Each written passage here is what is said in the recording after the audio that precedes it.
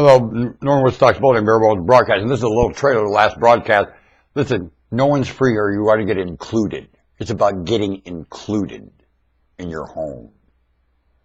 That's what the big fight in every siblingship is, getting included. The core of it is siblingship and the failure there. What do you think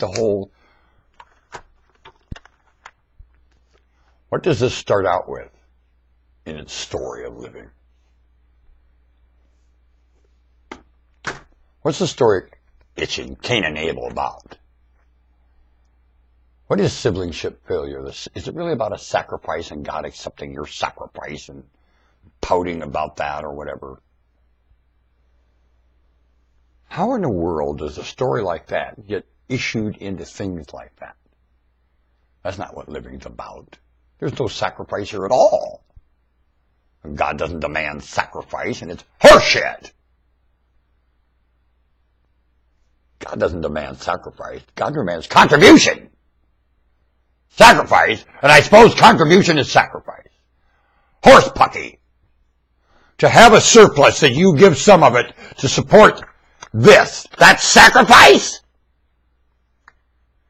You must develop a surplus and pay the usury fee for Mother Nature to allow you to use this.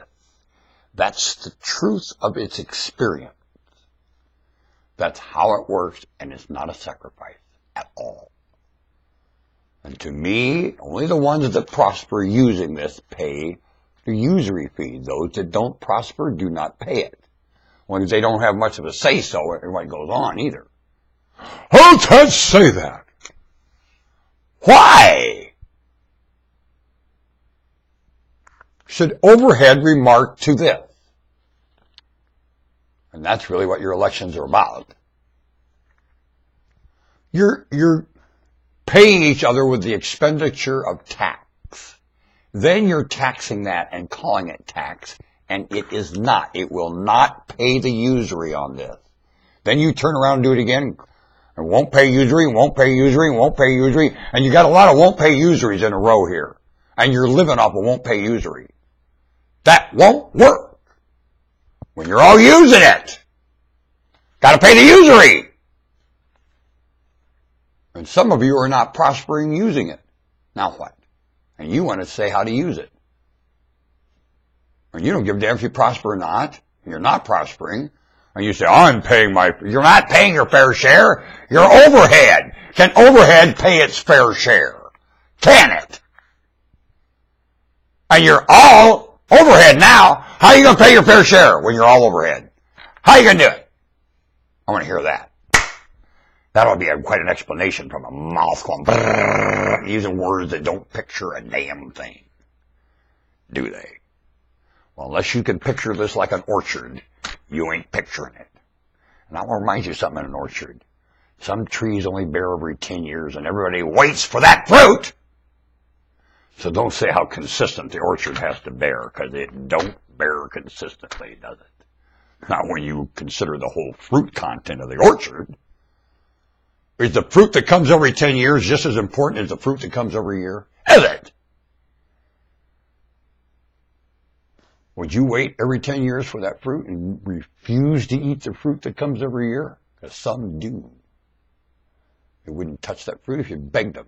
Well, they will wait for the fruit comes every 10 years, and they really work hard to get it. Want to bet? Wonder why. Why? You know why? Taste! That's why. Class. That's why. Class of living. Taste. Like it? Well, I'm a monarch. I understand that. These are things monarch knows. Like the tribal man in the movie Josie Wales. You got to be a monarch to understand these things. And I'll pass them on, because that's how my kingdom runs, with you smarter than me. Monarchs don't like to be the smartest one in the kingdom. No, they don't. Nope, not a good place to be. I want to be the dumbest man, the monarch, not the smartest. Last in line, not the first. Nope.